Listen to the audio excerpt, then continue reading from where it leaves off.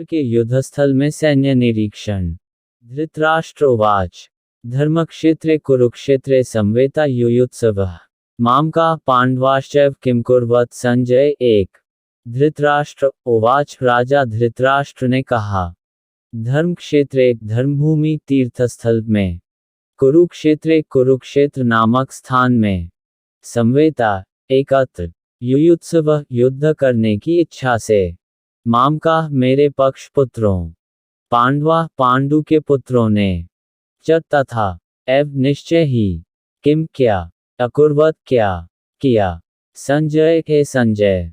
धृतराष्ट्र ने कहा, हे संजय, धर्मभूमि कुरुक्षेत्र में युद्ध की इच्छा से एकत्र हुए मेरे तथा पांडु के पुत्रों ने क्या किया।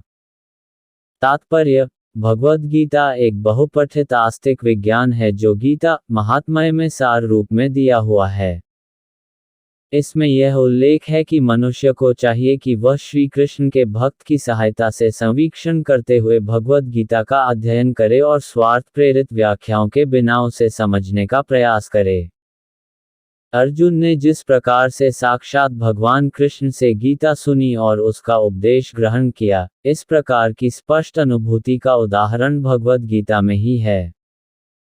यदि उसी गुरु परंपरा से निजी स्वार्थ से प्रेरित हुए बिना किसी को भगवद गीता समझने का सौभाग्य प्राप्त हो तो वह समस्त वैदिक ज्ञान तथा विश्व के समस्त शास्त्रों के अध्ययन को पीछे छोड़ देता है।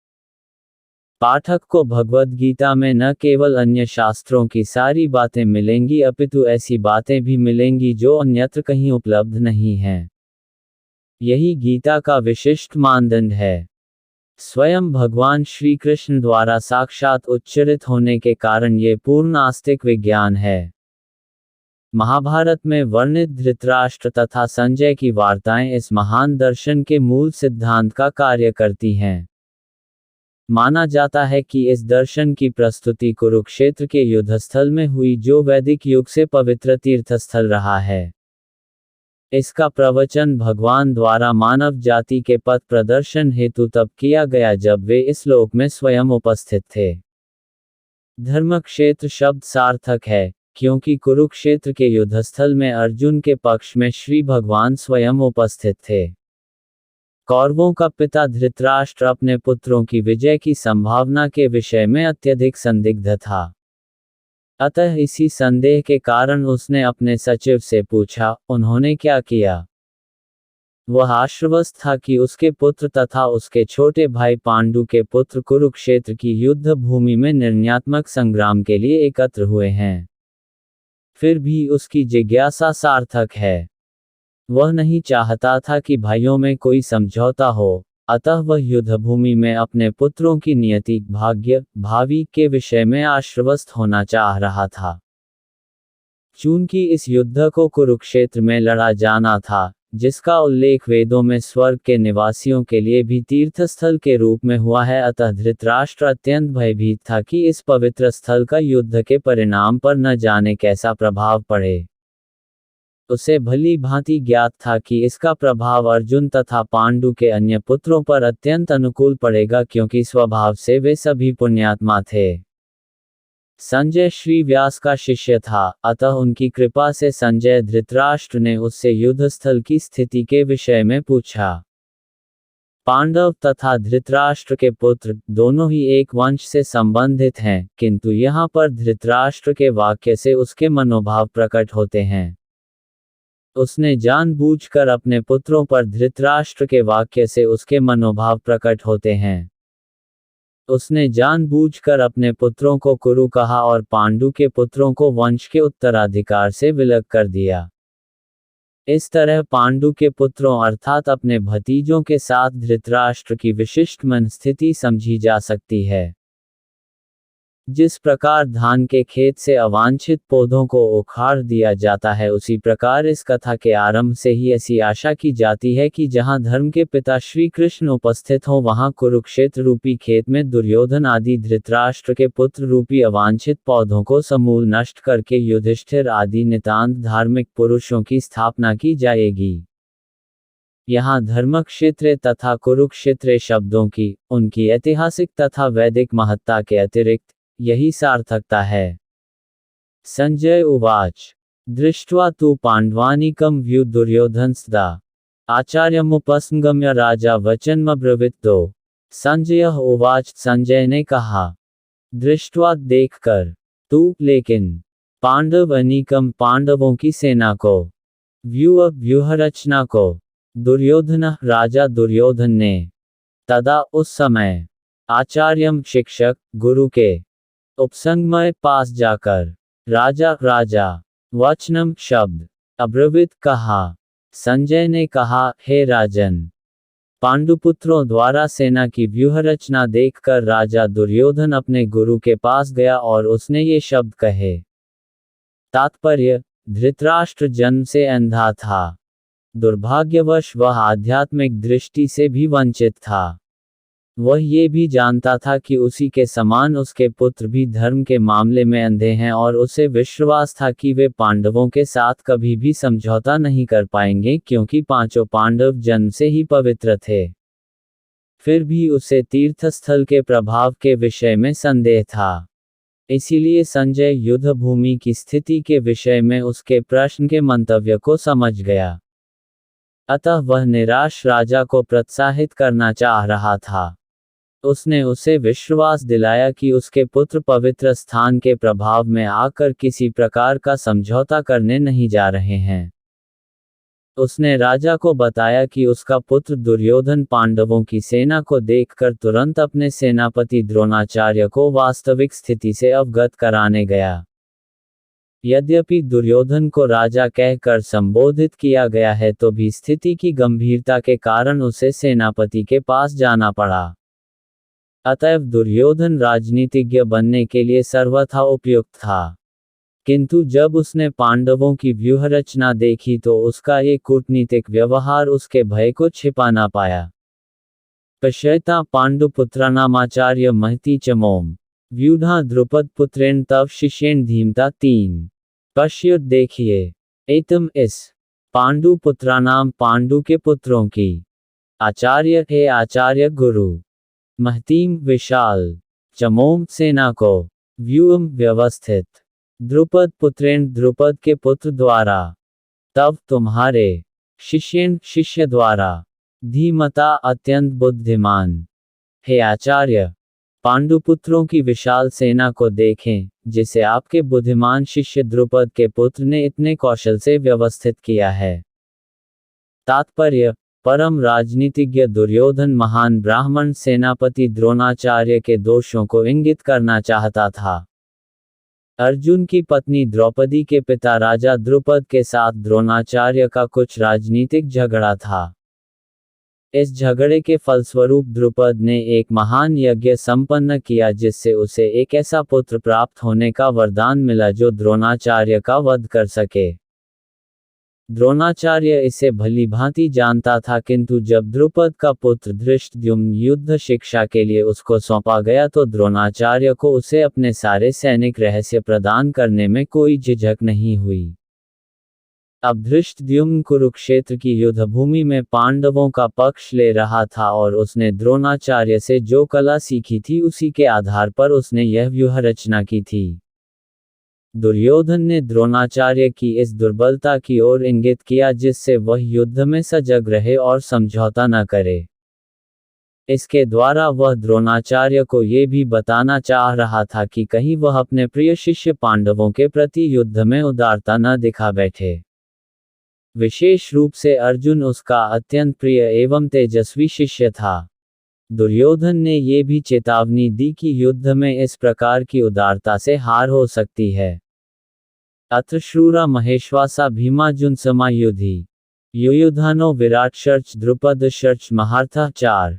अत्र यहाँ शूरा वीर, महाएशु आसाह महान धनुर्धर, भीम अर्जुन भीम तथा अर्जुन, समाह के समान, युधि युद्ध में, युयुधान युयुधान, विराट विराट, च भी, द्रुपद द्रुपद, च भी, महारथा महान योद्धा।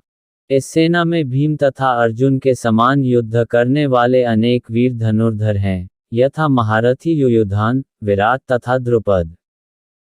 तात्पर्य, यद्यपि युद्धकला में द्रोणाचार्य की महान शक्ति के समक्ष धृष्टद्युम्न महत्वपूर्ण बाधक नहीं था, किंतु ऐसे अनेक योद्धा थे जिनसे भय था।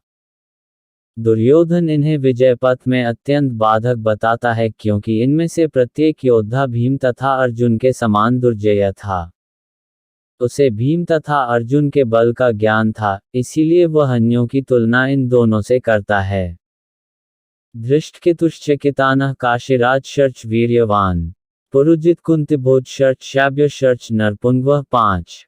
धृष्टकेतु चेकितानः चेकितान काशीराजः काशीराज च भी वीर्यवान अत्यंत शक्तिशाली पुरुजित कुंतिभोज च तथा शाब्य च तथा नरपुंगवः मानव समाज के वीर।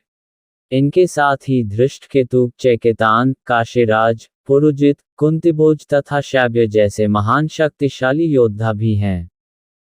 युधामन्युशर्च विक्रांत उत्तमौजाशर्च वीर्यवान सौभद्रो द्रौपदेयाशर्च सर्वैव महारथा 6। युधामन्यु च तथा विक्रांतः पराक्रमी उत्तमौजा च तथा वीर्यवान अत्यंत शक्तिशाली सौभद्र सुभद्रा का पुत्र द्रौपदेया द्रौपदी के पुत्र च तथा सवेक सभी एव निश्चय ही महारथा महारथी पराक्रमी युधामन्यु अत्यंत शक्तिशाली उत्तमौजा सुभद्रा का पुत्र तथा द्रौपदी के पुत्र, ये सभी महारथी हैं। अस्माकं तु विशिष्टा ये तान्निबोध द्विजोतम नायिका मम सैन्यस्य संज्ञात तानब्रवीमि ते 7। अस्माकम हमारे, तू लेकिन, विशिष्टा विशेष शक्तिशाली, ये जो, तान उनको, निबोध जरा जान लीजिए, जानकारी प्राप्त कर लें, द्विज उत्तम हे ब्राह्मण श्रेष्ठ। नायका सेनापति, कप्तान, मम मेरी, सैन्यस्य सेना के, संज्ञा अर्थम सूचना के लिए, तान उन्हें, ब्रवीमि बता रहा हूँ, ते आपको, किंतु हे ब्राह्मण श्रेष्ठ, आपकी सूचना के लिए मैं अपनी सेना के उन नायकों के विषय में बताना चाहूंगा जो मेरी सेना को संचालित करने में विशेष रूप से निपुण हैं। भवान भीष्मशर्च कर्णशर्च कृपशर्च समितिंजयः अश्वत्थामा विकर्णशर्च सौमदत्तिस्तैव च 8। भवान आप, भीष्म पितामह च भी, कर्ण च और कृपाचार्य च तथा समितिंजय सदा संग्राम विजयी अश्वत्थामा विकर्ण च तथा सोमदत्त का पुत्र तथा भी एव निश्चय ही च भी मेरी सेना में स्वयं आप भीष्म कर्ण कृपाचार्य अश्वत्थामा विकर्ण तथा सोमदत्त का पुत्र भूरिश्रवा आदि हैं जो युद्ध में सदैव विजयी रहे हैं। तात्पर्य, दुर्योधन उन अद्वितीय युद्धवीरों का उल्लेख करता है जो सदैव विजयी होते रहे हैं। विकर्ण दुर्योधन का भाई है, अश्वत्थामा द्रोणाचार्य का पुत्र है और सोमदत्ती या भूरिश्रवा बाहलिकों के राजा का पुत्र है। कर्ण अर्जुन का आधा भाई है क्योंकि वह कुंती के गर्भ से राजा पांडु के साथ विवाहित होने के पूर्व उत्पन्न हुआ था। कृपाचार्य की जुड़वा बहन द्रोणाचार्य को ब्याही थी। अन्य च बहवः शूरा मदर्थे त्यक्त जीविताः नानाशस्त्र प्रहरणाः सवे युद्धविशारदाः 9। अन्य सब च भी बहवः अनेक शूरा वीर मत अर्थे मेरे लिए त्यक्त जीविता जीवन का उत्सर्ग करने वाले नाना अनेक शस्त्र आयुध प्रहरणाः से युक्त सुसज्जित सवेक सभी युद्ध विशारदा युद्ध विद्या में निपुण ऐसे अन्य वीर भी हैं जो मेरे लिए अपना जीवन त्याग करने के लिए उद्यत हैं। वे विविध प्रकार के हथियारों से सुसज्जित हैं और युद्ध विद्या में निपुण हैं। तात्पर्य, जहां तक अन्यों का यथा जयद्रथ कृतवर्मा तथा शल्य का संबंध है, वे सब दुर्योधन के लिए अपने प्राणों की आहुति देने के लिए तैयार रहते थे। दूसरे शब्दों में, ये पूर्व निश्चित है कि वे पापी दुर्योधन के दल में सम्मिलित होने के कारण कुरुक्षेत्र के युद्ध में मारे जाएंगे। निस्संदेह अपने मित्रों की संयुक्त शक्ति के कारण दुर्योधन अपनी विजय के प्रति आश्वस्त था। अपर्याप्तम तदस्माकं बलम भीष्माभिरक्षितम पर्याप्तम त्विद्मे तेषां बलम भीमाभिरक्षितम 10 अपर्याप्तम अपरिमेय तत् वह अस्माकं हमारी बलम शक्ति भीष्म पितामह द्वारा अभिरक्षितम भली भांति संरक्षित पर्याप्तम सीमित तू लेकिन इदम ये सब अतेषां पांडवों की बलम शक्ति भीम द्वारा अभिरक्षितम भली भांति सुरक्षित हमारी शक्ति अपरिमेय है और हम सब पितामह द्वारा भली भांति संरक्षित हैं, जबकि पांडवों की शक्ति भीम द्वारा भली भांति संरक्षित होकर भी सीमित है। तात्पर्य यहाँ पर दुर्योधन ने तुलनात्मक शक्ति का अनुमान प्रस्तुत किया है। वह सोचता है कि अत्यंत अनुभवी सेनानायक भीष्म पितामह के द्वारा विशेष रूप से संरक्षित होने के कारण उसकी सशस्त्र सेनाओं की शक्ति अपरिमेय है। दूसरी ओर पांडवों की सेनाएं सीमित हैं क्योंकि उनकी सुरक्षा एक कम अनुभवी नायक भीम द्वारा की जा रही है जो भीष्म की तुलना में नगण्य है। दुर्योधन सदैव भीम से ईर्ष्या करता था क्योंकि वह जानता था कि यदि उसकी मृत्यु कभी हुई भी तो वह भीम के द्वारा ही होगी। किंतु साथ ही उसे दृढ़ विश्वास था कि भीष्म की उपस्थिति में उसकी विजय निश्चित है क्योंकि भीष्म कहीं अधिक उत्कृष्ट सेनापति हैं। वह युद्ध में विजयी होगा यह उसका दृढ़ निश्चय था। अयनेषु च सर्वेषु यथाभागं स्थिताः भीष्मेवाभिरक्षन्तु भवन्तः सर्वैः ही 11 अयनेषु मोर्चों में जब भी सर्वेषु सर्वत्र यथाभागम अपने अपने स्थानों पर अवस्थिता स्थित भीष्म पितामह की एव निश्चय ही अभिरक्षन्तु सहायता करनी चाहिए भवन्तः आप सबके सब एव ही निश्चय ही अतएव सैन्य व्यूह में अपने अपने मोर्चों पर खड़े रहकर आप सभी भीष्म पितामह को पूरी सहायता दें। तात्पर्य भीष्म पितामह के शौर्य की प्रशंसा करने के बाद दुर्योधन ने सोचा कि कहीं अन्य योद्धा यह न समझ लें कि उन्हें कम महत्व दिया जा रहा है, अतः दुर्योधन ने अपने सहज कूटनीतिक ढंग से स्थिति संभालने के उद्देश्य से उपर्युक्त शब्द कहें।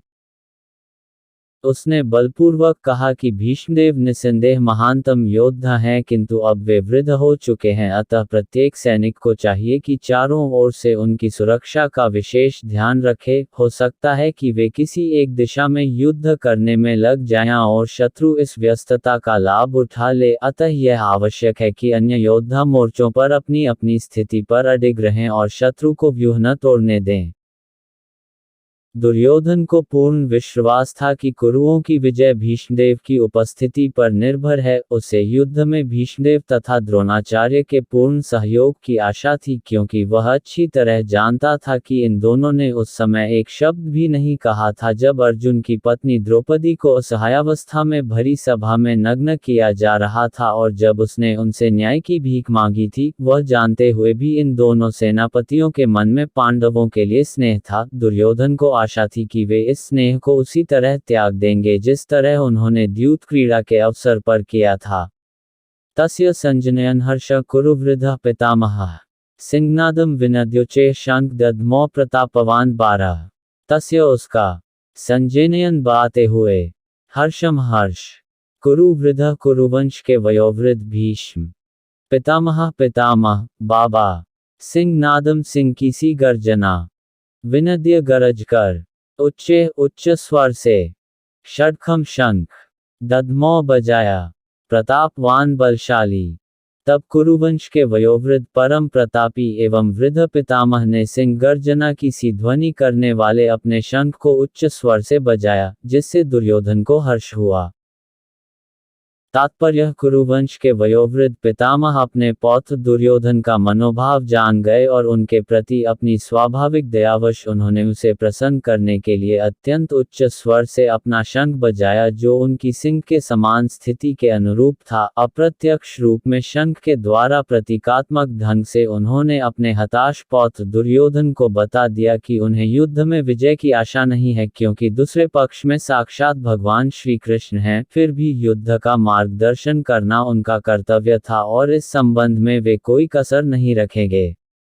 ततः शंखाशर्च भैर्यशर्च पण्वांग गोमुखाः सहस्वाभ्यहन्यन् स शब्दस्तु मूलो भवत् 13।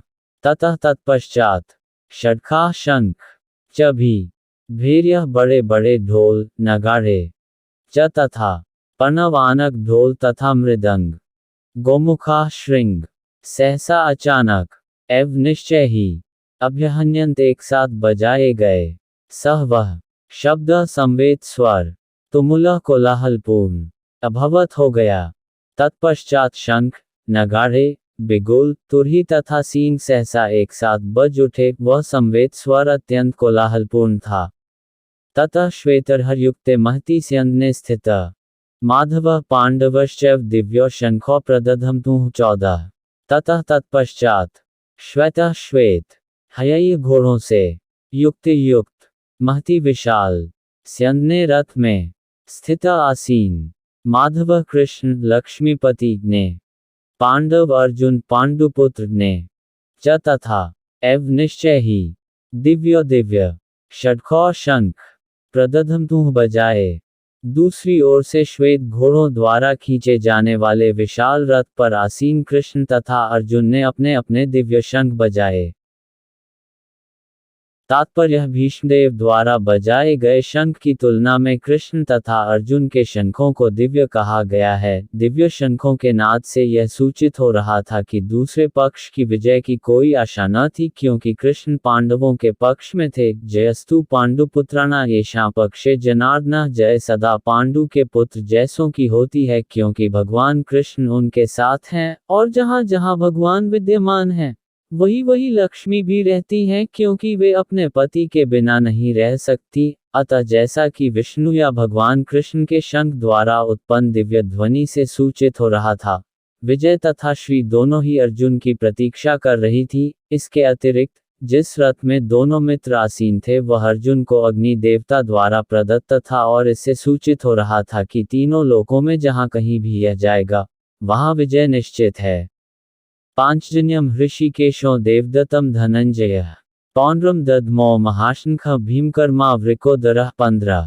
पांचजन्यम पांचजन्य नामक ऋषिकेश कृष्ण जो भक्तों की इंद्रियों को निर्देश करते हैं ने देवदत्तम देवदत्त नामक शंख धनम जय धनंजय अर्जुन धन को जीतने वाला ने पौंड्रम पौंड्र नामक शंख दद्मो बजाया महाषड्खम भीष्म शंख भीमकर्मा अतिमानवीय कर्म करने वाले वृकोदर अतिभोजी भीम ने भगवान कृष्ण ने अपना पांचजन्य शंख बजाया। अर्जुन ने देवदत्त शंख तथा अतिभोजी एवं अतिमानवीय कार्य करने वाले भीम ने पौंड्र नामक शंख बजाया। तात्पर्य इस श्लोक में भगवान कृष्ण को ऋषिकेश कहा गया है क्योंकि वे ही समस्त इंद्रियों के स्वामी हैं। सारे जीव उनके भिन्नांश हैं, अतः जीवों की इंद्रियां भी उनकी इंद्रियों के अंश हैं। चूंकि निर्विशेषवादी जीवों की इंद्रियों का कारण बताने में असमर्थ हैं, इसीलिए वे जीवों को इंद्रियहित या निर्विशेष कहने के लिए उत्सुक रहते हैं। भगवान समस्त जीवों के हृदयों में स्थित होकर उनकी इंद्रियों का निर्देशन करते हैं, किंतु वे इस तरह निर्देशन करते हैं कि जीव उनकी शरण ग्रहण कर ले, और विशुद्ध भक्त की इंद्रियों का तो वे प्रत्यक्ष निर्देशन करते हैं। यहाँ कुरुक्षेत्र की युद्ध भूमि में भगवान कृष्ण अर्जुन की दिव्य इंद्रियों का निर्देशन करते हैं, इसीलिए उनको ऋषिकेश कहा गया है। भगवान के विविध कार्यों के अनुसार उनके भिन्न भिन्न नाम हैं। उदाहरणार्थ,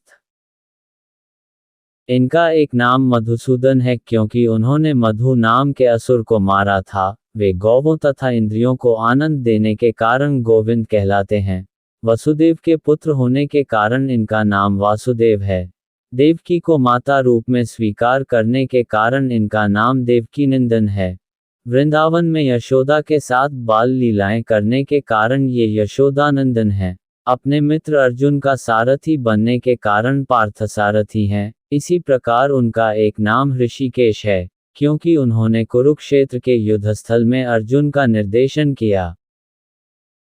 इस श्लोक में अर्जुन को धनंजय कहा गया है क्योंकि जब इनके बड़े भाई को विभिन्न यज्ञ संपन्न करने के लिए धन की आवश्यकता हुई थी तो उसे प्राप्त करने में इन्होंने सहायता की थी। इसी प्रकार भीम वृकोदर कहलाते हैं क्योंकि जैसे वे अधिक खाते हैं उसी प्रकार वे अतिमानवीय कार्य करने वाले हैं, जैसे हिडिंबासुर का वध। अतः पांडवों के पक्ष में श्री कृष्ण इत्यादि विभिन्न व्यक्तियों द्वारा विशेष प्रकार के शंखों का बजाया जाना युद्ध करने वाले सैनिकों के लिए अत्यंत प्रेरणाप्रद था। विपक्ष में ऐसा कुछ न था। न तो परम निदेशक भगवान कृष्ण थे, न ही भाग्य की देवी श्री थी, अतः युद्ध में उनकी पराजय पूर्व निश्चित। राजा कुंती पुत्रो युधिष्ठिर नकुल सहदेव शर्च सुघोषमणि पुष्पकौत्सोला काश्यशर्च परमेश्वास शिखंडी च महार्था धृष्टद्युम्नो विराट शर्च सात्यकिश्चापराजितः 17 द्रुपदो द्रौपदेया शर्च सर्वशः पृथिवीप्ते सौभद्र शर्च महाबाहु शंखांदद्मोह पृथक पृथक 18 अनंत विजयम अनंत विजय नाम का शंख। राजा राजा कुंती पुत्र कुंती के पुत्र युधिष्ठिर युधिष्ठिर नकुलः नकुल सहदेव सहदेव ने च तथा सुघोष मणिपुष्पको सुघोष तथा मणिपुष्पक नामक शंख। काश्य काशी वाराणसी के राजा ने च तथा परम ईशु आसह महान धनुर्धर शिखंडी शिखंडी ने च भी महारथ हजारों से अकेले लड़ने वाले धृष्टद्युम्न धृष्टद्युम्न राजा द्रुपद के पुत्र ने विराट विराट राजा जिसने पांडवों को उनके अज्ञातवास के समय शरण दी ने च भी सात्यके सात्यकी युयुधान श्री कृष्ण के साथी ने च तथा अपराजितः कभी न जीते जाने वाला सदा विजयी द्रुपद द्रुपद पंचाल के राजा ने द्रौपदेया द्रौपदी के पुत्रों ने च भी सर्वशः सभी पृथ्वी पते हे राजा सौभद्र सुभद्रा पुत्र अभिमन्यु ने च भी महाबाहु विशाल भुजाओं वाला षटखान शंख दद्मुह बजाए पृथक पृथक अलग अलग। हे राजन कुंतीपुत्र राजा युधिष्ठिर ने अपना अनंत विजय नामक शंख बजाया तथा नकुल और सहदेव ने सुघोष एवं मणिपुष्पक शंख बजाए। महान धनुर्धर काशीराज परम योद्धा शिखंडी धृष्टद्युम्न विराट अजेय सात्यकी द्रुपद द्रौपदी के पुत्र तथा सुभद्रा के महाबाहु पुत्र आदि सबों में अपने अपने शंख बजाए।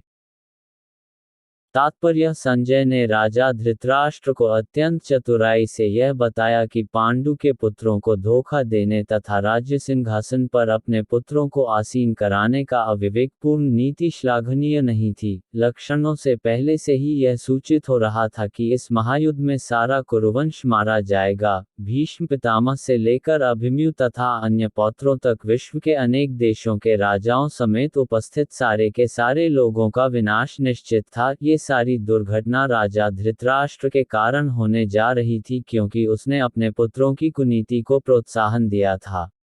सघोषों धार्तराष्ट्राणा हृदयानि व्यदारयत नभशर्च पृथ्वी चैव तुमुलोभ्यनुनादयन 19 सहोस घोष शब्द ने धार्तराष्ट्रानाम धृतराष्ट्र के पुत्रों के हृदयानि हृदयों को व्यदारयत विदीर्ण कर दिया।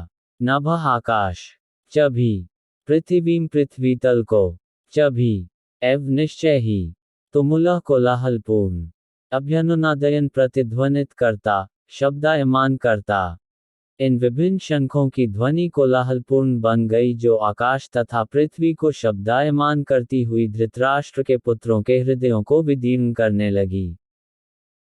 तात्पर्य जब भीष्म तथा दुर्योधन के पक्ष के अन्य वीरों ने अपने अपने शंख बजाए तो पांडवों के हृदय विदीर्ण नहीं हुए। ऐसी घटनाओं का वर्णन नहीं मिलता किंतु इस विशिष्ट श्लोक में कहा गया है कि पांडव पक्ष में शंखनाद से धृतराष्ट्र के पुत्रों के हृदय विदीर्ण हो गए। इसका कारण स्वयं पांडव और भगवान कृष्ण में उनका विश्वास है। परमेश्वर की शरण ग्रहण करने वाले को किसी प्रकार का भय नहीं रह जाता, चाहे वह कितनी ही विपत्ति में क्यों न हो।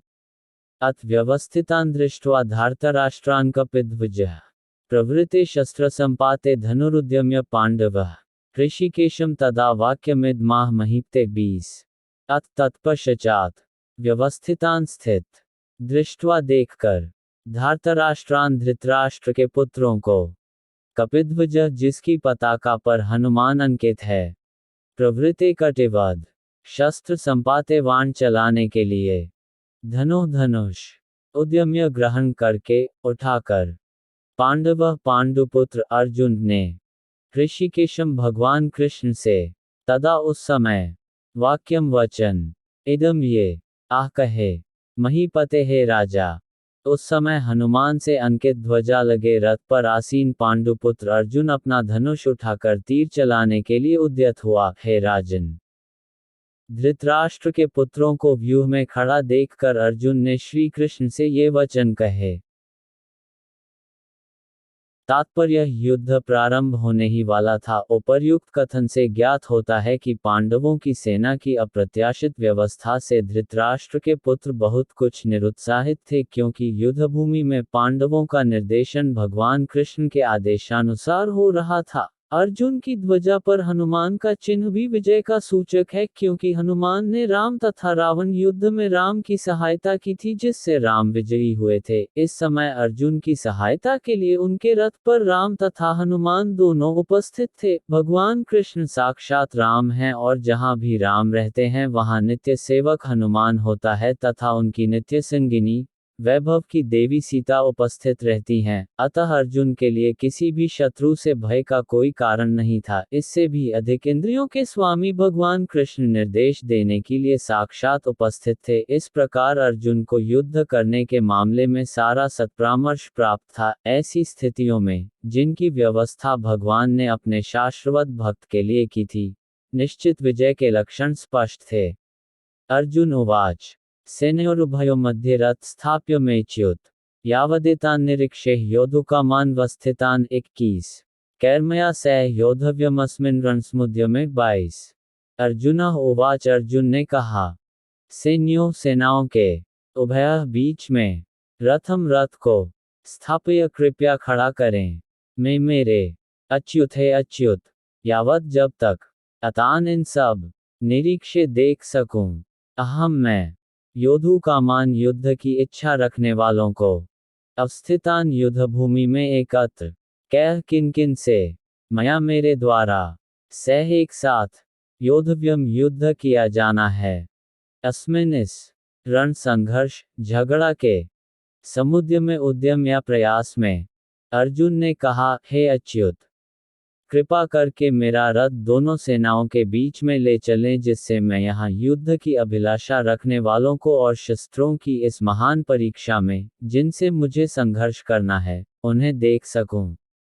तात्पर्य, यद्यपि श्री कृष्ण साक्षात श्री भगवान हैं,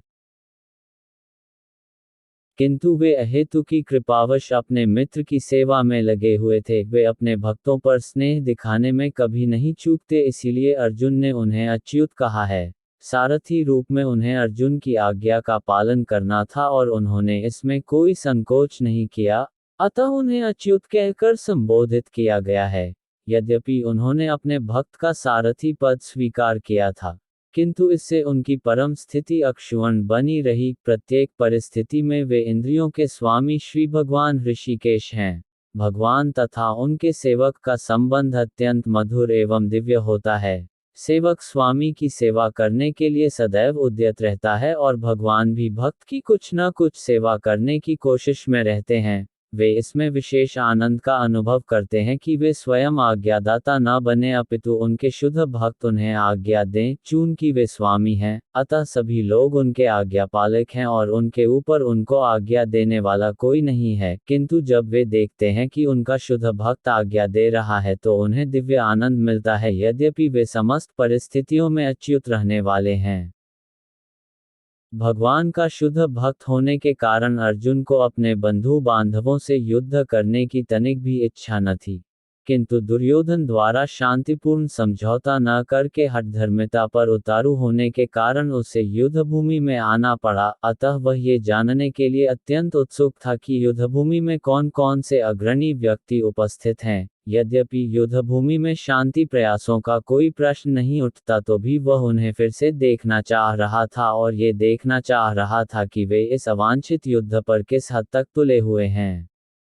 योत्स्यमानान्वीक्ष्य तेऽत्र समागताः धार्तराष्ट्रस्य दुर्बुद्धेर्युद्धे प्रियचिकीर्ष्वः 23 योत्स्यमानान युद्ध करने वालों को अवेक्ष्य देखूं, अहम मैं, ये जो, अतः वे, अत्र यहाँ, समागता है एकत्र, धार्तराष्ट्रस्य धृतराष्ट्र के पुत्र की, दुर्बुद्धे दुर्बुद्धि, युद्धे युद्ध में, प्रिय मंगल, भला, चिकीर्ष्वा चाहने वाले, मुझे उन लोगों को देखने दीजिए जो यहाँ पर धृतराष्ट्र के दुर्बुद्धि पुत्र दुर्योधन को प्रसन्न करने की इच्छा से लड़ने के लिए आए हुए हैं।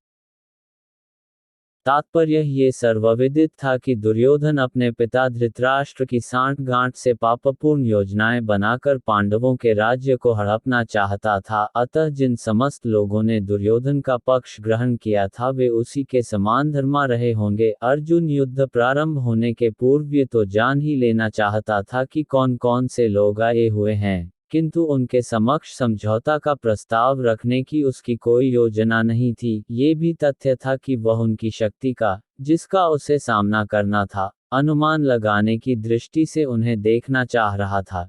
यद्यपि उसे अपनी विजय का विश्वास था क्योंकि कृष्ण उसकी बगल में विराजमान थे। संजय उवाच एवं मुक्तो हृषिकेशो गुडाकेशेन भारत सेनयोरुभयो मध्ये स्थापयित्वा रथोत्तमं 24 संजय उवाच संजय ने कहा, एवं इस प्रकार, उक्तः कहे गए, ऋषिकेशः भगवान कृष्ण ने, गुडाकेशन अर्जुन द्वारा, भारत है भरत के वंशज, सेनयों सेनाओं के, उभय दोनों, मध्य मध्य में, स्थापयित्वा खड़ा करके, रथ उत्तमम उस उत्तम रथ को, संजय ने कहा, हे भरतवंशी।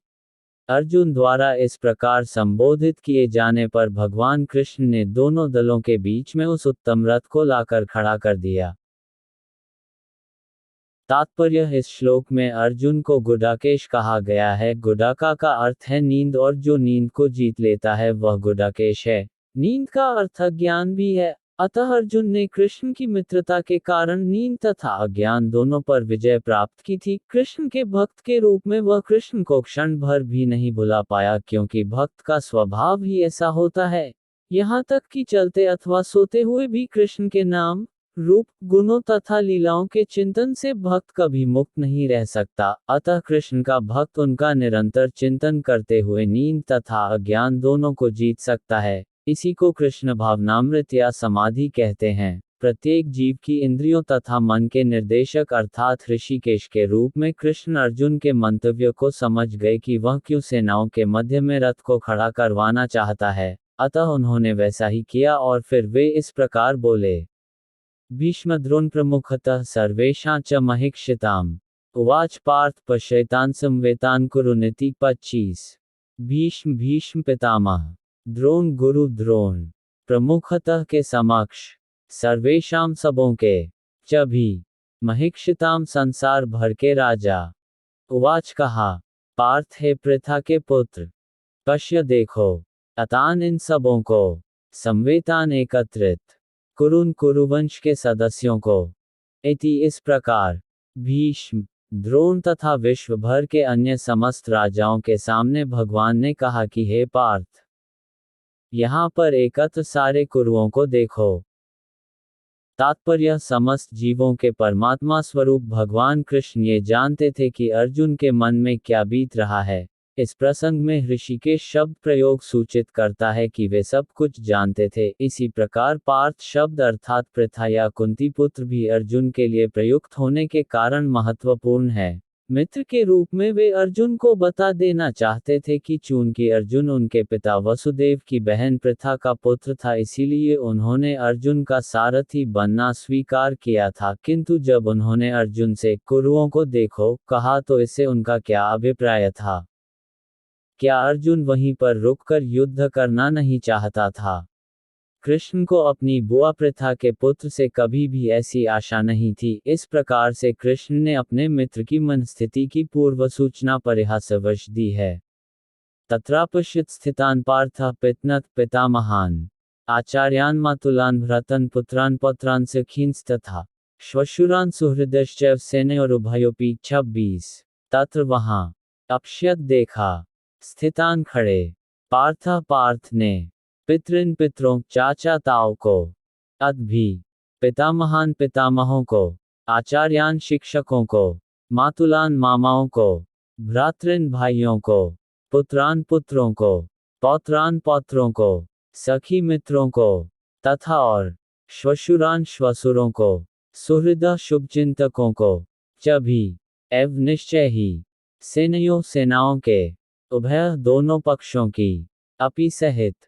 अर्जुन ने वहां पर दोनों पक्षों की सेनाओं के मध्य में अपने चाचा ताओं, पितामहों, गुरुओं, मामाओं, भाइयों, पुत्रों, पौत्रों, मित्रों, ससुरों और शुभचिंतकों को भी देखा। तात्पर्य: अर्जुन युद्ध भूमि में अपने सभी संबंधियों को देख सका। वह अपने पिता के समकालीन भूरिश्रवा जैसे व्यक्तियों, भीष्म तथा सोमदत्त जैसे पितामहों, द्रोणाचार्य तथा कृपाचार्य जैसे गुरुओं, शल्य तथा शकुनी जैसे मामाओं, दुर्योधन जैसे भाइयों, लक्ष्मण जैसे पुत्रों, अश्वत्थामा जैसे मित्रों एवं कृतवर्मा जैसे शुभचिंतकों को देख सका। वह उन सेनाओं को भी देख सका जिनमें उसके अनेक मित्र थे। तान्स्मीक्ष्य स कौन्तेयः सर्वान् बन्धूनवस्थितान् कृपया पर्याविष्टो विषीदनिदमब्रवीत् 27।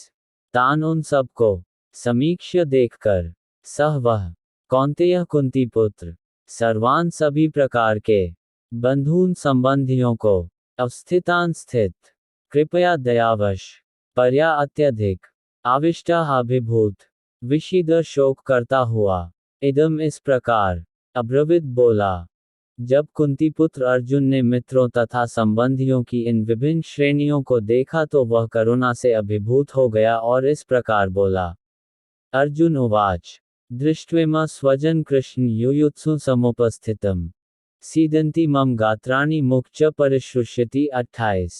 अर्जुना उवाच अर्जुन ने कहा, दृष्ट्वा देखकर, इमम इन सारे, स्वजनम संबंधियों को, कृष्ण हे कृष्ण, युयुत्सुम युद्ध की इच्छा रखने वाले, समुपस्थितम उपस्थित, सीदंती कांप रहे हैं, मम मेरे, गात्राणि शरीर के अंग, मुखम मुंह, च भी, परिशुष्यति सूख रहा है।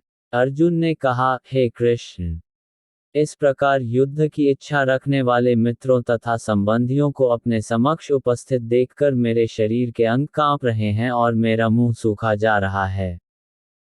तात्पर्य: हितार्थ भक्ति से युक्त मनुष्य में वे सारे सद्गुण रहते हैं जो सत्पुरुषों या देवताओं में पाए जाते हैं, जबकि अभक्त अपनी शिक्षा या संस्कृति के द्वारा भौतिक योग्यताओं में चाहे कितना ही उन्नत क्यों न हो इस ईश्वरीय गुणों से विहीन होता है। अतः स्वजनों, मित्रों तथा संबंधियों को युद्धभूमि में देखते ही अर्जुन उन सबों के लिए करुणा से अभिभूत हो गया जिन्होंने परस्पर युद्ध करने का निश्चय किया था। जहां तक उसके अपने सैनिकों का संबंध थे, वह उनके प्रति प्रारंभ से दयालु था, किंतु विपक्षी दल के सैनिकों की आसन मृत्यु को देखकर वह उन पर भी दया का अनुभव कर रहा था। और जब वह इस प्रकार सोच रहा था तो उसके अंगों में कंपन होने लगा और मुंह सूख गया। उन सब को युद्धाभिमुख देखकर उसे आश्चर्य भी हुआ। प्रायः सारा कुटुंब, अर्जुन के सगे संबंधी उससे युद्ध करने आए थे। यद्यपि इसका उल्लेख नहीं है, किंतु तो भी सहज अनुमान लगाया जा सकता है कि न केवल उसके अंग कांप रहे थे और मुख सूख रहा था, अपितु वह दयावश रुदन भी कर रहा था। अर्जुन में ऐसे लक्षण किसी दुर्बलता के कारण नहीं, अपितु हृदय की कोमलता के कारण थे, जो भगवान के शुद्ध भक्त का लक्षण है। अतः कहा गया है, यस्यास्ति भक्तिर्भगवत्य किंचना सर्वैर्गुणैस्तत्र समास्ते सुराः हराव भक्तस्य कुतो महाद्गुना मनोर्थेना सति धावतो बहे। जो भगवान के प्रति अविचल भक्ति रखता है उसमें देवताओं के सद्गुण पाए जाते हैं, किंतु जो भगवत भक्त नहीं है उसके पास भौतिक योग्यताएं ही रहती हैं जिनका कोई मूल्य नहीं होता। इसका कारण यह है कि वह मानसिक धरातल पर मंडराता रहता है और ज्वलंत माया के द्वारा अवश्य ही आकृष्ट होता है। भागवत 5 918 12 वे पथुषर्च शरीरे में रोमहर्षर्च जायते गांडीव स्रस्ते हस्तात्वक च परिदह्यते 29 वेबदूह शरीर का कंपन, च भी शरीरे शरीर में मेरे रोम हर्ष रोमांच, च भी जायते उत्पन्न हो रहा है। गांडीवम अर्जुन का धनुष, गांडीव। स्त्रस्ते छूट या सरक रहा है। हस्तात हाथ से। त्वक त्वचा। च भी। एव निश्चय ही। परिदह्यते जल रही है। मेरा सारा शरीर कांप रहा है, मेरे रोंगटे खड़े हो रहे हैं, मेरा गांडीव धनुष मेरे हाथ से सरक रहा है और मेरी त्वचा जल रही है। तात्पर्य, शरीर में दो प्रकार का कंपन होता है और रोंगटे भी दो प्रकार से खड़े होते हैं। ऐसा या तो आध्यात्मिक परमानंद के समय या भौतिक परिस्थितियों में अत्यधिक भय उत्पन्न होने पर होता है। दिव्य साक्षात्कार में कोई भय नहीं होता। इस अवस्था में अर्जुन के जो लक्षण हैं वे भौतिक भय अर्थात जीवन की हानि के कारण हैं। अन्य लक्षणों से भी यह स्पष्ट है। वह इतना अधीर हो गया कि उसका विख्यात धनुष गांडीव उसके हाथों से सरक रहा था और उसकी त्वचा में जलन उत्पन्न हो रही थी। ये सब लक्षण देहात्म बुद्धि से जन्य हैं। न च शक्नोम्यवस्थातुं भ्रमतीव च मे मनः निमित्तानि च पश्यामि विपरीतानि केशव 30। ना नहीं। च भी। शक्नोमी समर्थ हूँ। अवस्थातुम खड़े होने में। भ्रमति भूलता हुआ। एव सदृश। च तथा। मैं मेरा। मनः मन। निमित्तानि कारण। च भी। पश्यामि देखता हूँ। विपरीतानि बिल्कुल उल्टा। केशव है केशी असुर के मारने वाले कृष्ण। मैं यहाँ अब और अधिक खड़ा रहने में असमर्थ हूँ, मैं अपने को भूल रहा हूँ और मेरा सिर चकरा रहा है, हे कृष्ण। मुझे तो केवल अमंगल के कारण दिख रहे हैं। तात्पर्य, अपने अधैर्य के कारण अर्जुन युद्धभूमि में खड़ा रहने में असमर्थ था और अपने मन की इस दुर्बलता के कारण उसे आत्मविस्मृति हो रही थी। भौतिक वस्तुओं के प्रति अत्यधिक आसक्ति के कारण मनुष्य ऐसी मोहमयी स्थिति में पड़ जाता है। भयम द्वितीयाभिनिवेशतः स्यात्, भागवत 11:2। 37 ऐसा भय तथा मानसिक असंतुलन उन व्यक्तियों में उत्पन्न होता है जो भौतिक परिस्थितियों से ग्रस्त होते हैं। अर्जुन को युद्धभूमि में केवल दुखदायी पराजय की प्रतीति हो रही थी, वह शत्रु पर विजय पाकर भी सुखी नहीं होगा। निमित्तानि विपरीतानि शब्द महत्वपूर्ण हैं। जब मनुष्य को अपनी आशाओं में केवल निराशा दिखती है तो वह सोचता है, मैं यहाँ क्यों हूँ। प्रत्येक प्राणी अपने में तथा अपने स्वार्थ में रुचि रखता है, किसी की भी परमात्मा में रुचि नहीं होती। कृष्ण की इच्छा से अर्जुन अपने स्वार्थ के प्रति अज्ञान दिखा रहा है। मनुष्य का वास्तविक स्वार्थ तो विष्णु या कृष्ण में निहित है। बद्ध जीव इसे भूल जाता है, इसीलिए उसे भौतिक कष्ट उठाने पड़ते हैं। अर्जुन ने सोचा कि उसकी विजय केवल उसके शोक का कारण बन सकती है। न च श्रेयोनुपश्यामि हत्वा स्वजन्माह्वे न कांक्षे विजय कृष्ण न च राज्यम सुखानी च 31। न तो। च भी। श्रेय कल्याण। अनुपश्यामी पहले से देख रहा हूँ। हत्वा मारकर। स्वजनम अपने संबंधियों को। आहवे युद्ध में। न तो। कांक्षे आकांक्षा करता हूँ। विजयम विजय। कृष्ण है कृष्ण। न तो। च भी। राज्यम राज्य। सुखानी उसका सुख। च भी। हे कृष्ण। इस युद्ध में अपने ही स्वजनों का वध करने से न तो मुझे कोई अच्छाई दिखती है और न मैं उससे किसी प्रकार की विजय, राज्य या सुख की इच्छा रखता हूँ। तात्पर्य, ये जाने बिना कि मनुष्य का स्वार्थ विष्णु या कृष्ण में है। सारे बद्धजीव शारीरिक संबंधों के प्रति यह सोचकर आकर्षित होते हैं कि वे ऐसी परिस्थितियों में प्रसन्न रहेंगे। ऐसी देहात्मबुद्धि के कारण वे भौतिक सुख के कारणों को भी भूल जाते हैं। अर्जुन तो क्षत्रिय का नैतिक धर्म भी भूल गया था। कहा जाता है कि दो प्रकार के मनुष्य परम शक्तिशाली तथा जाज्वल्यमान सूर्यमंडल में प्रवेश करने के योग्य होते हैं। ये हैं, एक तो क्षत्रिय जो कृष्ण की आज्ञा से युद्ध में मरता है तथा दूसरा सन्यासी जो आध्यात्मिक अनुशीलन में लगा रहता है। अर्जुन अपने शत्रुओं को भी मारने से विमुख हो रहा है। अपने संबंधियों की बात तो छोड़ दें, वह सोचता है कि स्वजनों को मारने से उसे जीवन में सुख नहीं मिल सकेगा। अतः वह लड़ने के लिए इच्छुक नहीं है। जिस प्रकार की भूख न लगने पर कोई भोजन बनाने को तैयार नहीं होता, उसने तो वन जाने का निश्चय कर लिया है जहां वह एकांत में निराशापूर्ण जीवन काट सके, किंतु क्षत्रिय होने के नाते उसे अपने जीवन निर्वाह के लिए राज्य चाहिए, क्योंकि क्षत्रिय कोई अन्य कार्य नहीं कर सकता। किंतु अर्जुन के पास राज्य कहाँ है? उसके लिए तो राज्य प्राप्त करने का एकमात्र अवसर है कि अपने बंधु बांधवों से लड़कर अपने पिता के राज्य का उत्तराधिकार प्राप्त करे, जिसे वह करना नहीं चाह रहा है। इसीलिए वह अपने को जंगल में एकांतवास करके निराशा का एकांत जीवन बिताने के योग्य समझता है। किन नो राज्यं गोविंद किन भोगैर्जीवितेन वा येषामर्थे कांक्षित नो राज्यम भोगा सुखानि च 32 त इमेव स्थिता युधे प्राणास्त्यक्त्वा धनानि च आचार्याः पितरः पुत्रास्तैव च पितामहाः 33 मातुलाः श्वशुराः पौत्राः श्यालाः सम्बन्धिनस्तथा अतान् हन्तुमिच्छामि घनत्पि मधुसूदन 34 अपि त्रैलोक्यराज्यस्य हेतः किन्नु मही कृते निहत्य धार्तराष्ट्रान्नः का प्रीति स्यात् जनार्दन 35 किम क्या लाभ न हमको राज्येन राज्य से गोविंद हे कृष्ण किम क्या भोगी भोग से जीवितेन जीवित रहने से वा अथवा ये शाम जिनके अर्थे लिए कांक्षितम इच्छित है न हमारे द्वारा राज्यम राज्य भोगा भौतिक भोग सुखानी समस्त सुख च भी ते वे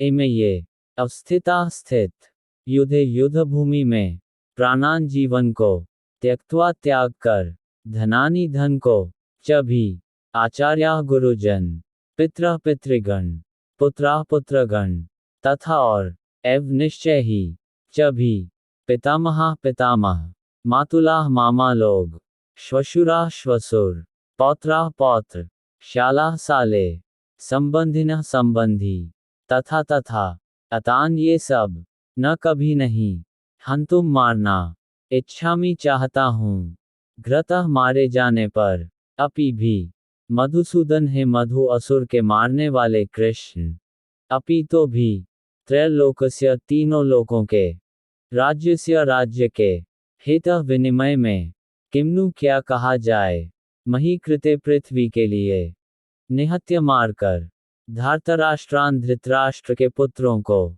न हमारी का क्या प्रीति प्रसन्नता स्यात् होगी जनार्दन हे जीवों के पालक हे गोविंद हमें राज्य सुख अथवा इस जीवन से क्या लाभ, क्योंकि जिन सारे लोगों के लिए हम उन्हें चाहते हैं वे ही इस युद्ध भूमि में खड़े हैं। हे मधुसूदन, जब गुरुजन पितृगण पुत्रगण पितामह मामा ससुर पौत्रगण साले तथा अन्य सारे संबंधी अपना धन एवं प्राण देने के लिए तत्पर हैं और मेरे समक्ष खड़े हैं, तो फिर मैं इन सबको क्यों मारना चाहूंगा, भले ही वे मुझे क्यों न मार डालें।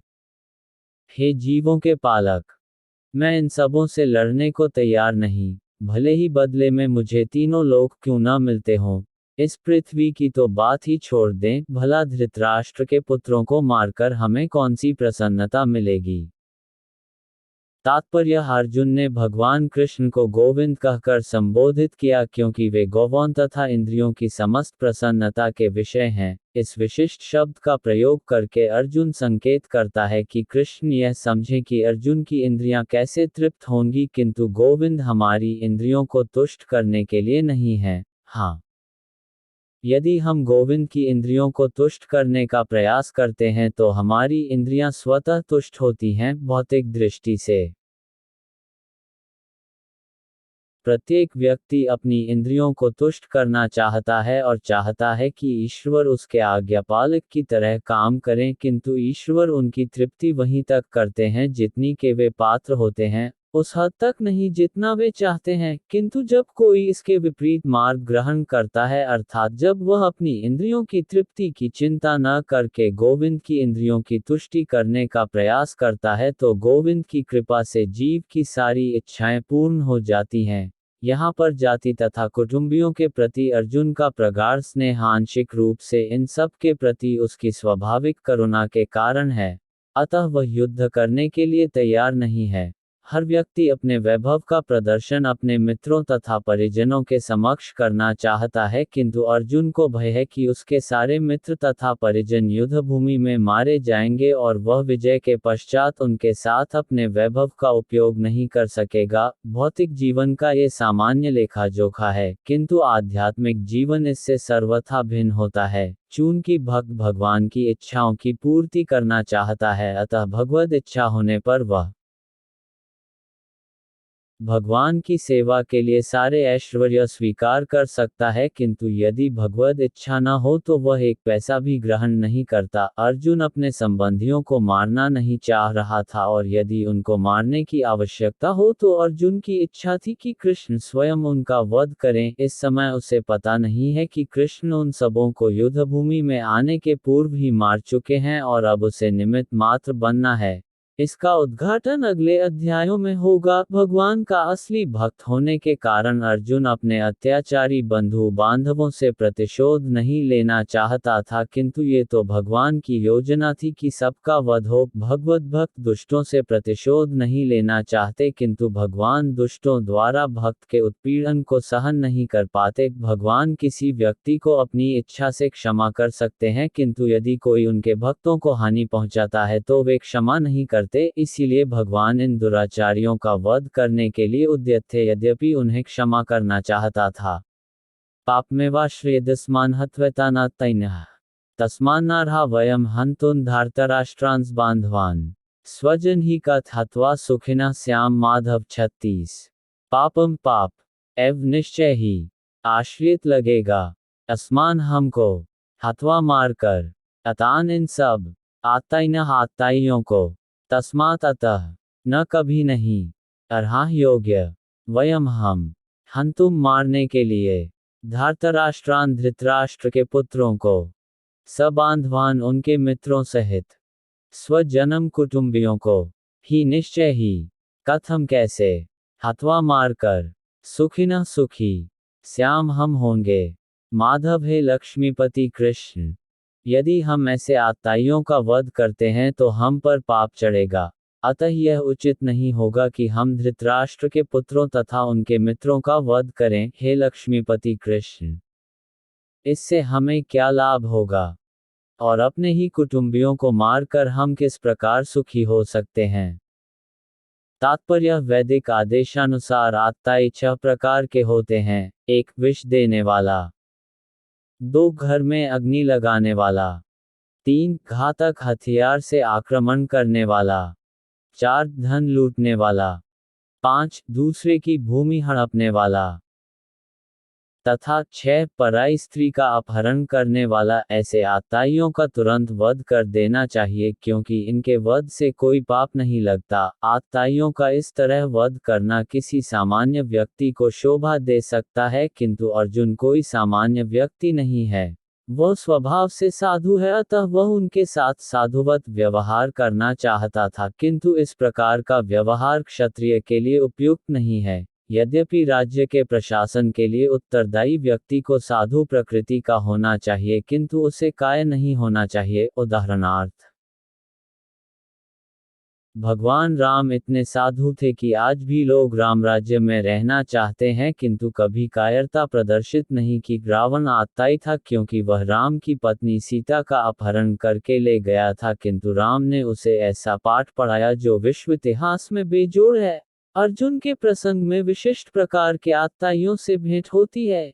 ये हैं उसके निजी पितामह, आचार्य, मित्र, पुत्र, पौत्र इत्यादि। इसीलिए अर्जुन ने विचार किया कि उनके प्रति वह सामान्य आत्ताइयों जैसा कटु व्यवहार न करे। इसके अतिरिक्त साधु पुरुषों को तो क्षमा करने की सलाह दी जाती है। साधु पुरुषों के लिए ऐसे आदेश किसी राजनीतिक आपातकाल से अधिक महत्व रखते हैं। इसीलिए अर्जुन ने विचार किया कि राजनीतिक कारणों से स्वजनों को मारकर वह अपने जीवन तथा शाश्वत मुक्ति को संकट में क्यों डाले। अर्जुन द्वारा कृष्ण को माधव अथवा लक्ष्मीपति के रूप में संबोधित करना भी सार्थक है। वह लक्ष्मीपति कृष्ण को ये बताना चाह रहा था कि वे उसे ऐसा काम करने के लिए प्रेरित न करें जिससे अनिष्ट हो, किंतु कृष्ण कभी भी किसी का अनिष्ट नहीं चाहते, भक्तों का तो कदापि नहीं। यद्यप्येते न पश्यति लोभोपचेत्सः कुलक्षयकृत दोषम मित्रद्रोहे च पातकम 37 कथन ज्ञेयमस्माभिः पापादस्मान् निवर्तितुम् कुलक्षयकृत दोष प्रपश्यद्भिर्जनार्दन 38 यदि अपि भी अतः ये न नहीं पश्यन्ति देखते हैं लोभ से उपहत अभिभूत चेतसः चित्त वाले कुल क्षय कुल नाश कृतम किया हुआ दोषम दोष को मित्रद्रोही मित्रों से विरोध करने में च भी पातकम पाप को कथम क्यों न नहीं ज्ञेयम जानना चाहिए अस्माभि हमारे द्वारा पापात पापों से अस्मात् इन निवर्तितुम बंद करने के लिए कुल क्षय वंश का नाश कृतम हो जाने पर दोषम अपराध प्रपश्यद्भिः देखने वालों के द्वारा जनार्दन हे कृष्ण हे जनार्दन यद्यपि लोभ से अभिभूत चित्त वाले ये लोग अपने परिवार को मारने या अपने मित्रों से द्रोह करने में कोई दोष नहीं देखते, किंतु हम लोग जो परिवार के विनष्ट करने में अपराध देख सकते हैं, ऐसे पाप कर्मों में क्यों प्रवृत्त हों। तात्पर्य क्षत्रिय से यह आशा नहीं की जाती कि वह अपने विपक्षी दल द्वारा युद्ध करने या जुआ खेलने का आमंत्रण दिए जाने पर मना करे। ऐसी अनिवार्यता में अर्जुन लड़ने से नकार नहीं सकता, क्योंकि उसको दुर्योधन के दल ने ललकारा था। इस प्रसंग में अर्जुन ने विचार किया कि हो सकता है कि दूसरा पक्ष इस ललकार के परिणामों के प्रति अनभिज्ञ हो, किंतु अर्जुन को तो दुष्परिणाम दिखाई पड़ रहे थे, अतः वह इस ललकार को स्वीकार नहीं कर सकता। यदि परिणाम अच्छा हो तो कर्तव्य वस्तुतः पालनीय है, किंतु यदि परिणाम विपरीत हो तो हम उसके लिए बाध्य नहीं होते। इन पक्ष विपक्षों पर विचार करके अर्जुन ने युद्ध न करने का निश्चय किया। कुलक्षये प्रणश्यन्ति कुलधर्माः सनातनाः धर्मे नष्टे कुलम कृत्स्नम धर्मोभिभवत्युत 39। कुल क्षय कुल का नाश होने पर प्रणश्यन्ति विनष्ट हो जाती हैं, कुल धर्माः पारिवारिक परंपराएं, सनातना शाश्वत, धर्मे धर्म, नष्टे नष्ट होने पर, कुलम कुल को, कृत्स्नम संपूर्ण, अधर्मः अधर्म, अभिभवति बदल देता है, उत कहा जाता है। कुल का नाश होने पर सनातन कुल परंपरा नष्ट हो जाती है और इस तरह शेष कुल भी अधर्म में प्रवृत्त हो जाता है। तात्पर्य वर्णाश्रम व्यवस्था में धार्मिक परंपराओं के अनेक नियम हैं, जिनकी सहायता से परिवार के सदस्य ठीक से उन्नति करके आध्यात्मिक मूल्यों की उपलब्धि कर सकते हैं। परिवार में जन्म से लेकर मृत्यु तक के सारे संस्कारों के लिए वयोवृद्ध लोग उत्तरदायी होते हैं, किंतु इन वयोवृद्धों की मृत्यु के पश्चात संस्कार संबंधी पारिवारिक परंपराएं रुक जाती हैं और परिवार के जो तरुण सदस्य बचे रहते हैं वे अधर्ममय व्यसनों में प्रवृत्त होने से मुक्ति लाभ से वंचित रह सकते हैं। अतः किसी भी कारणवश परिवार के वयोवृद्धों का वध नहीं होना चाहिए। अधर्माभिभवात् कृष्ण प्रदुष्यन्ति कुलस्त्रियः स्त्रीषु दुष्टासु वार्ष्णेय जायते वर्णस्नर 40। अधर्म अभिभावत प्रमुख होने से कृष्ण हे कृष्ण प्रदुष्यन्ति दूषित हो जाती हैं। कुल स्त्रियः कुल की स्त्रियां, स्त्रीषु स्त्रीत्व के, दुष्टासु दूषित होने से, वार्ष्णेय हे वृषणवंशी, जायते उत्पन्न होती है, वर्ण संगर अवांछित संतान। हे कृष्ण, जब कुल में अधर्म प्रमुख हो जाता है तो कुल की स्त्रियां दूषित हो जाती हैं और स्त्रीत्व के पतन से हे वृषणवंशी अवांछित संतानें उत्पन्न होती हैं। तात्पर्य जीवन में शांति, सुख तथा आध्यात्मिक उन्नति का मुख्य सिद्धांत मानव समाज में अच्छी संतान का होना है। वर्णाश्रम धर्म के नियम इस प्रकार बनाए गए थे कि राज्य तथा जाति की आध्यात्मिक उन्नति के लिए समाज में अच्छी संतान उत्पन्न हो। ऐसी संतान समाज में स्त्री के सतीत्व और निष्ठा पर निर्भर करती है। जिस प्रकार बालक सरलता से कुमार्गामी बन जाते हैं, उसी प्रकार स्त्रियां भी पतनोन्मुखी होती हैं। अतः बालकों तथा स्त्रियों दोनों को ही समाज के वयोवृद्धों का संरक्षण आवश्यक है।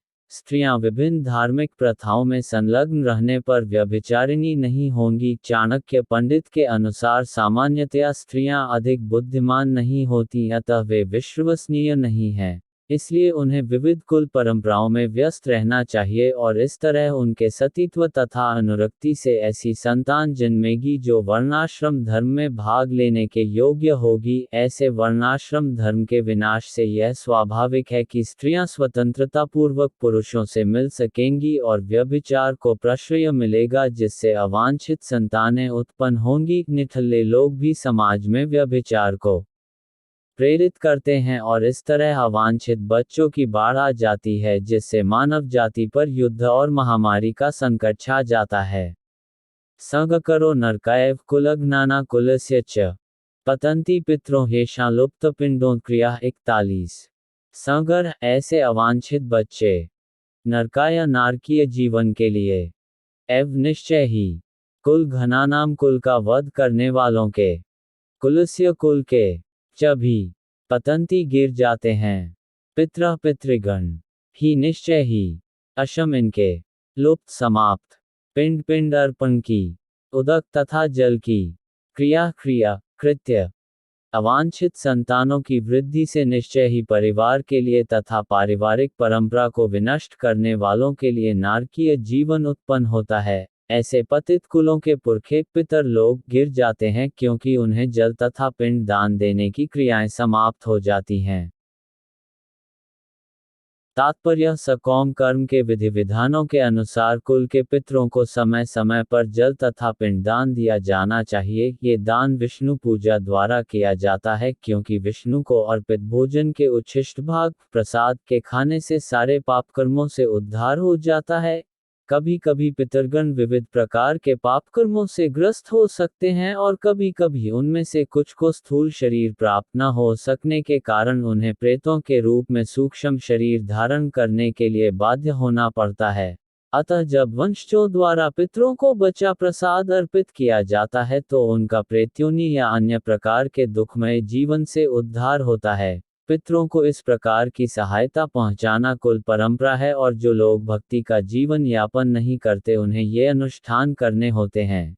केवल भक्ति करने से मनुष्य सैकड़ों क्या हजारों पितरों को ऐसे संकटों से उबार सकता है।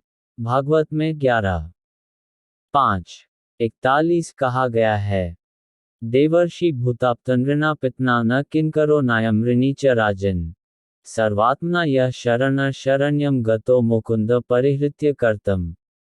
जो पुरुष अन्य समस्त कर्तव्यों को त्याग कर मुक्ति के दाता मुकुंद के चरण कमलों की शरण ग्रहण करता है और इस पथ पर गंभीरतापूर्वक चलता है, वह देवताओं, मुनियों, सामान्य जीवों, स्वजनों, मनुष्यों या पितरों के प्रति अपने कर्तव्य या ऋण से मुक्त हो जाता है। श्री भगवान की सेवा करने से ऐसे दायित्व अपने आप पूरे हो जाते हैं।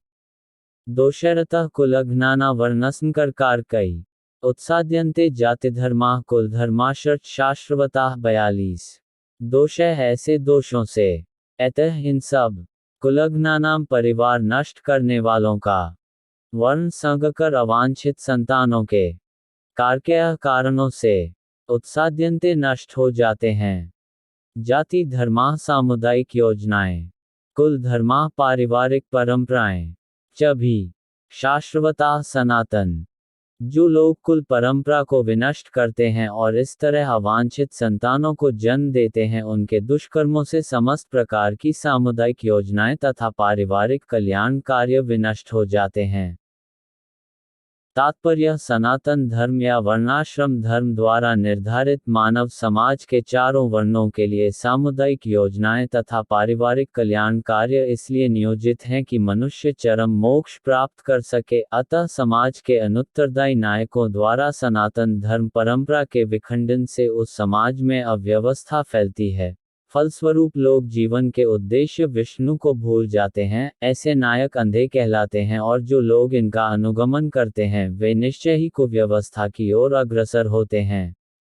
उत्सन्न कुल धर्माणां मनुष्याणां जनार्दन नरके नियतम वासो भवतीत्यनुश्रुश्रुम 43। उत्सन्न विनष्ट कुल धर्माणां पारिवारिक परंपरा वाले मनुष्याणां मनुष्यों का जनार्दन है कृष्ण नर के नरक में नियतम सदैव वासह निवास भवती होता है। इति इस प्रकार अनुशुश्रुम गुरु परंपरा से मैंने सुना है। हे प्रजापालक कृष्ण, मैंने गुरु परंपरा से सुना है कि जो लोग कुल धर्म का विनाश करते हैं वे सदैव नरक में वास करते हैं। तात्पर्य: अर्जुन अपने तर्कों को अपने निजी अनुभव पर न आधारित करके आचार्यों से जो सुन रखा है उस पर आधारित करता है। वास्तविक ज्ञान प्राप्त करने की यही विधि है। जिस व्यक्ति ने पहले से ज्ञान प्राप्त कर रखा है उस व्यक्ति की सहायता के बिना कोई भी वास्तविक ज्ञान तक नहीं पहुंच सकता। वर्णाश्रम धर्म की एक पद्धति के अनुसार मृत्यु के पूर्व मनुष्य को पाप कर्मों के लिए प्रायश्चित करना होता है। जो पापात्मा है उसे इस विधि का अवश्य उपयोग करना चाहिए। ऐसा किए बिना मनुष्य निश्चित रूप से नरक भेजा जाएगा जहां उसे अपने पाप कर्मों के लिए कष्ट में जीवन बिताना होगा। अहो बत महत्पापन कर्तुन व्यवसिता वयम यद्राज्य सुखलोभन हंतुन स्वजन्मुद्यता 44। अहो बत कितना आश्चर्य है ये। महत महान पापम पाप कर्म कर्तुम करने के लिए व्यवसिता निश्चय किया है। वयम हमने यत क्योंकि राज्य सुख लोभन राज्य सुख के लालच में आकर हंतुम मारने के लिए स्वजनम अपने संबंधियों को उद्यता तत्पर। ओह कितने आश्चर्य की बात है कि हम सब जघन्य पाप कर्म करने के लिए उद्यत हो रहे हैं। राज्य सुख भोगने की इच्छा से प्रेरित होकर हम अपने संबंधियों को मारने पर तुले हैं। तात्पर्य: स्वार्थ के वशीभूत होकर मनुष्य अपने सगे भाई बाप या माँ के वध जैसे पाप कर्मों में प्रवृत्त हो सकता है। विश्व के इतिहास में ऐसे अनेक उदाहरण मिलते हैं, किंतु भगवान का साधु भक्त होने के कारण अर्जुन सदाचार के प्रति जागरूक है, अतः वह ऐसे कार्यों से बचने का प्रयत्न करता है। यदि माम प्रतिकारम शस्त्रम शस्त्रपाण्यः धार्तराष्ट्रारण्ये हन्युस्तन्मे क्षेमतर भवेत् 45। यदि माम मुझको अप्रतिकारम प्रतिरोध न करने के कारण अशस्त्रम बिना हथियार के शस्त्र पाण्य शस्त्रधारी धार्तराष्ट्रा धृतराष्ट्र के पुत्र रणे युद्ध भूमि में हन्यों मारें तत्वह में मेरे लिए क्षेमतरम श्रेयस्कर भवेत होगा। यदि शस्त्रधारी धृतराष्ट्र के पुत्र मुझ निहत्थे तथा रणभूमि में प्रतिरोध न करने वाले को मारें तो यह मेरे लिए श्रेयस्कर होगा।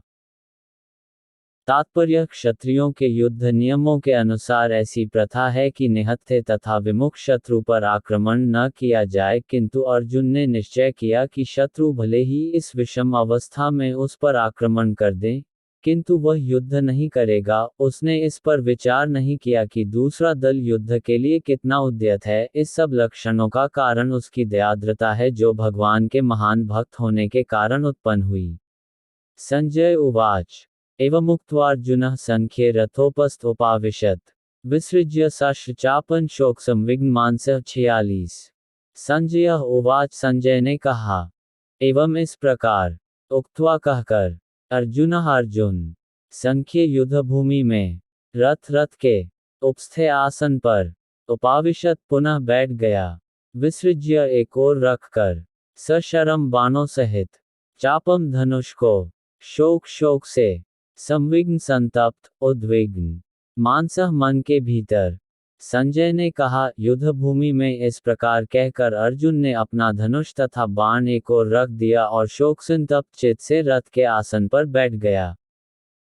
तात्पर्य: अपने शत्रु की स्थिति का अवलोकन करते समय अर्जुन रथ पर खड़ा हो गया था, किंतु वह शोक से इतना संतप्त हो उठा कि अपना धनुष बाण एक ओर रख कर रथ के आसन पर पुनः बैठ गया। ऐसा दयालु तथा कोमल हृदय व्यक्ति, जो भगवान की सेवा में रत हो, आत्मज्ञान प्राप्त करने योग्य है। इस प्रकार भगवद गीता के प्रथम अध्याय, कुरुक्षेत्र के प्रथम युद्ध स्थल में सैन्य निरीक्षण का भक्तिवेदांत तात्पर्य पूर्ण हुआ।